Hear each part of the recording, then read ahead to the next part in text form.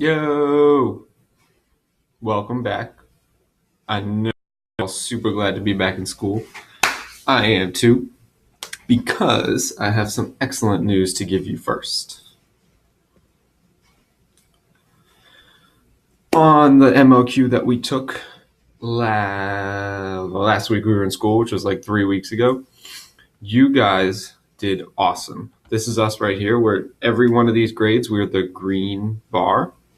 And SciTech, which is usually like the number one and everything, they're the red one. So here, yes, we didn't quite catch up to them, but we were at 80% of people basic and above.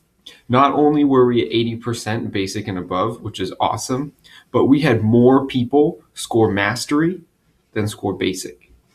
So we're seeing all those people who are working at that basic level bump up to the next level because they're getting so much practice and so good at all those skills that we're working on. So I want to shout out some people. Special props to everyone who scored advanced on this. That's Don Charest, Samaj, Trayvon, and Lorenz, who all got 100. And then Kitrell and Barron, who scored at 93. Awesome. 93 means you only missed one question. Like, I couldn't say that you're any better, any harder of a worker than that, because 100%, 93%, that is like the top. Yes, Trayvon, you are allowed to make fun of Barron.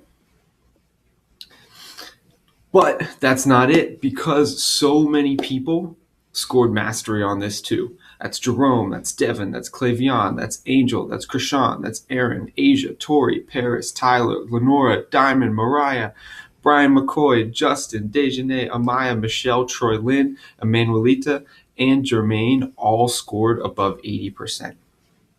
That's a long list. That's awesome.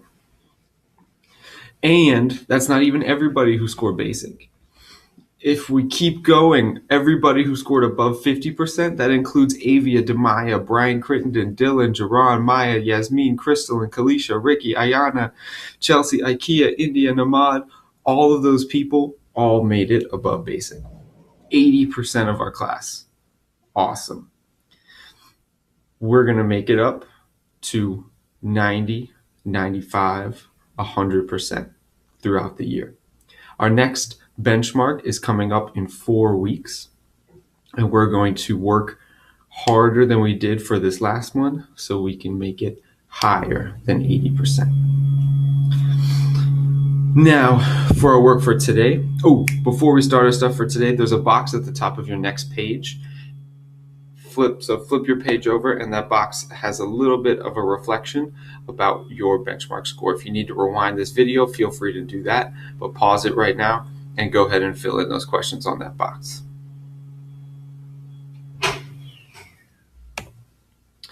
So what we're going to talk about today is making a change in a country like America. This is a really big topic. It's pretty much going to take us the whole week, but today is our introduction into it. We're going to learn about some methods for making a change and how every person in our country has the power to do that. So one of the really cool things about living in a country like America is that you have the power to make your voice heard. So I want to illustrate this by using an example, because this is a power that we kind of take for granted.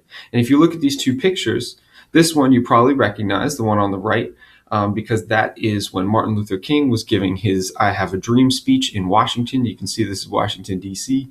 There's the Washington Monument, and you've got hundreds of thousands of people lined up to watch him speak.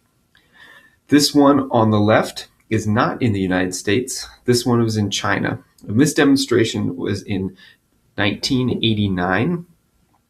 And you had millions of people in the streets who were protesting because they wanted to be able to vote.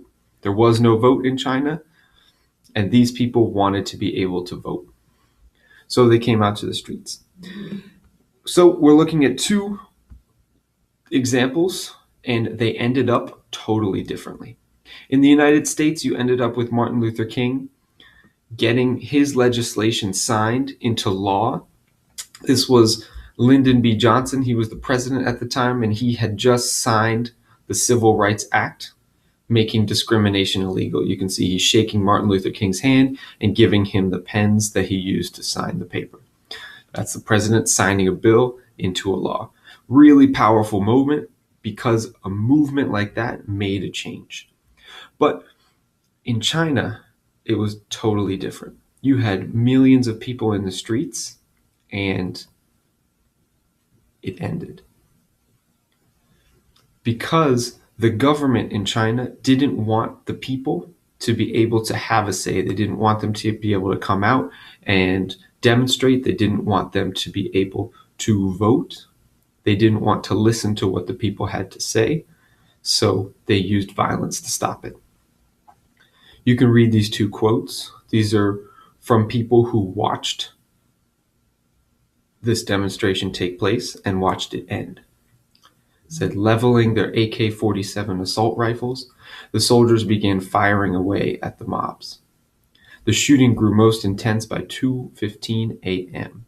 A Belgian tourist said he saw 100 soldiers line up in front of the Museum of the Revolution and fire into the crowd. That's that same crowd we saw before. These are not people firing tear gas or rubber bullets. These are real guns and real bullets. And that's the result. Still to this day, people in China do not have the right to vote because the government did not want to listen to them. So you can see how the government in America deals with those kinds of things very differently than the governments in some other countries.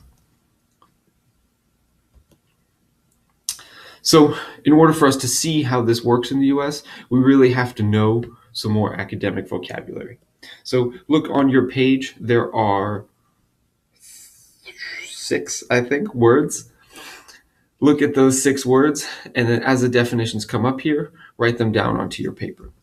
First one is the word policy, and a policy just means a law or principle followed by a government. The second one is assembly, and an assembly is a gathering of people.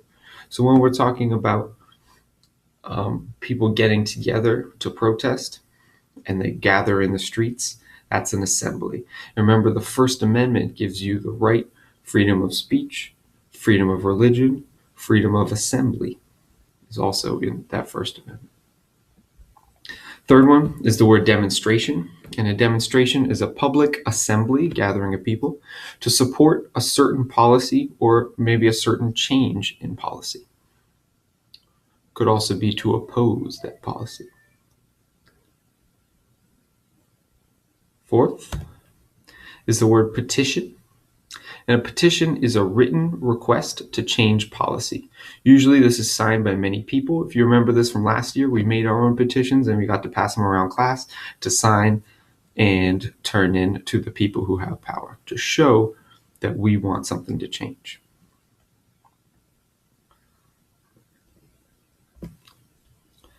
Ooh, there are 7 words. The 5th one is the word boycott, and that's refusing to buy or use a good in order to change policy. So this is like Rosa Parks when she was arrested for not giving up her seat on the bus. The people in Montgomery stopped using the buses, so the bus company lost money. It's also like the taxes in Boston when the British put all those taxes on everything.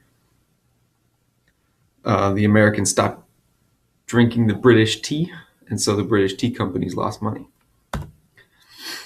Next, there are two different ways for changes to be made or decisions to be made, and so we're going to look at those two and the differences between them. First one is a majority vote. Majority vote means when more than half of people vote for something. So you've got 5 out of 6 people say that they want something, then that thing's going to happen. The other way to make a decision is a consensus. And a consensus is when everyone agrees. So you would have to get 6 out of those 6 people for that thing to happen. A consensus is usually a lot more difficult to get because oftentimes you have one person or 2 people or some people who disagree about something, and it's really hard to get everybody to agree. on what to do. All right, so let's move on to using these vocabulary words. There's going to be some questions. I'm going to put them up on the screen and read them out loud, and then the answer choices will pop up on the side. If it would work. There we go. So the first one is, when Martin Luther King made his I Have a Dream speech, it was in front of a crowd of 200,000 people who had walked across Washington, D.C. to protest segregation and discrimination. This is an example of what? Over the past 3 years, many people have been upset about the way that Obama has been acting as president. When the elections came 2 years ago, more Republicans were elected than Democrats. When the colonists in Boston wanted to protest the taxes on the British tea, they told everyone to stop buying any tea that was British. That way, the British companies would go out of business. Because the British government was not a democracy, it punished the people who protested. As a result, the American colonist protests became more and more violent. Eventually, this led to war. The Revolution. George Washington. What is the most effective way to get a law changed? Throw rocks at the governor, insult the governor on television where everyone else can see, vote against the governor in the next election, or tell your friends how much you dislike your governor? Why is a consensus a more difficult way to come to a decision than a majority vote?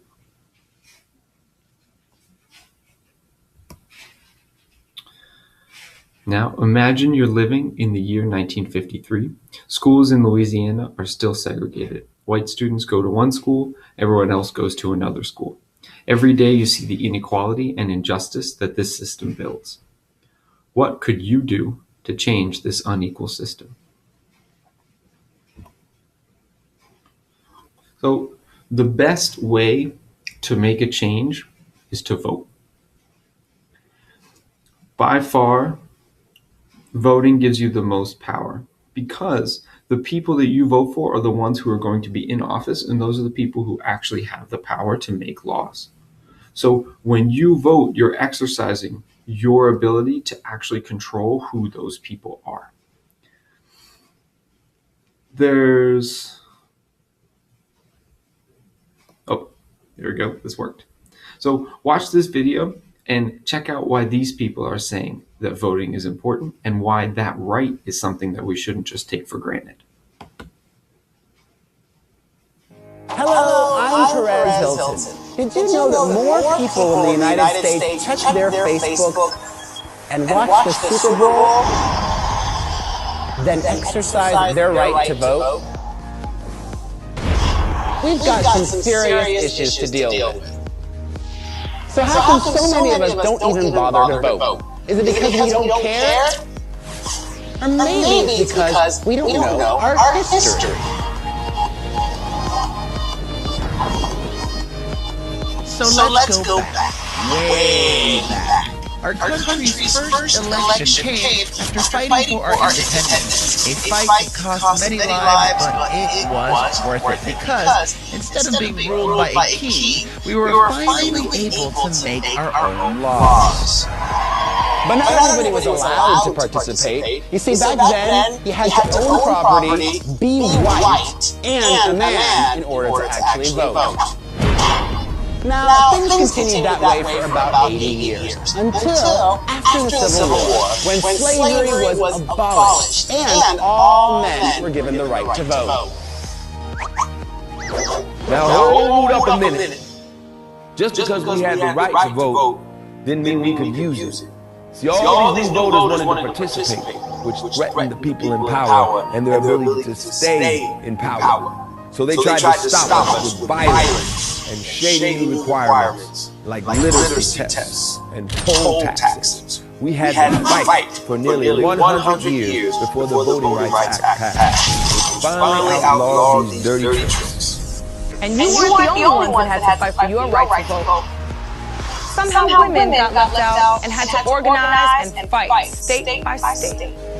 until we took our fight to Washington and finally got our right to vote all across the country. And even once the laws guaranteed every person the ability to vote, you still had to be 21 in most states.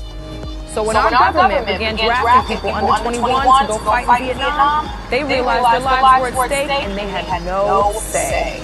Young people all across the country rose up in protest and demanded that everyone over 18 should be allowed to vote. And since then, young people's votes have been crucial in deciding lots of big elections. Like in 2008, when a black candidate had a real chance to become president, young people showed up in record numbers. And every year, we make up a larger share of the voting population, giving young people more power, but only if we participate.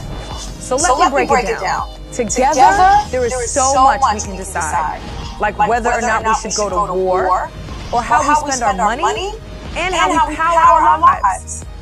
We can determine who has the right to marry, and who has the right to choose, what possessions should be outlawed, and whether or not we should legalize. It's up to you to make your choices and shape our future. If we sit on the sidelines, then others will make it work for them instead of us. So let's make our voices heard. So what would it take for you to vote? So that's a really different idea than you see in a lot of other countries. In some countries, it's illegal to try to even make a change, like we saw in China. So what that means is that because some people don't have peaceful ways to make a change, they'll often resort to violence. This happened in revolutions all across the world. In the French Revolution, peasants took the king, overthrew him, and cut off his head so they could take over power. In the Haitian Revolution, slaves rose up and kicked out all the slave owners. In the United States, as the United States government expanded west with Manifest Destiny, they kicked many Native Americans off their land, and that led to violence on the part of the government, but also violence in resistance, because those Native Americans couldn't vote, they couldn't elect people to make a change, and therefore their only way of trying to stop the government from kicking them off was by using violence. So we see a big difference between democracies, which tend to be more peaceful, and other types of governments like monarchies and dictatorships that are much less peaceful.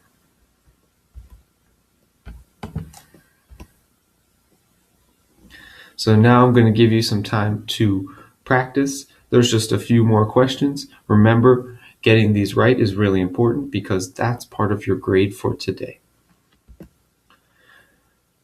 After Rosa Parks was arrested for not moving to the back of the bus, the people of Montgomery decided that they would stop using the buses. They gave each other rides to work or walk to work to show that they wanted the buses to change. Without all of its black riders, the bus company started losing money. After 13 months, the bus company gave up and stopped discriminating against African Americans. Last year, I gave out homework that was 3 pages long every night. My students all decided that they didn't think that it was a good idea because they couldn't finish it every night because it was too long. They all got together and wrote down their names to say that they wanted the homework to be shortened to 1 page. Because Mr. Marks saw all of their names on the paper, he knew that everyone wanted the same thing, so he shortened their homework.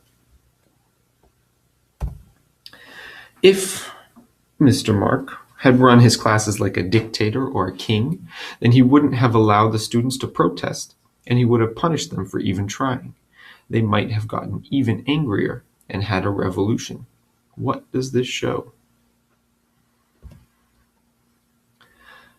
If you finished everything already, then I want you to think for yourself why it's important to vote today, and to see an example of why that is, go to that link right there, bit.ly/DTA vote.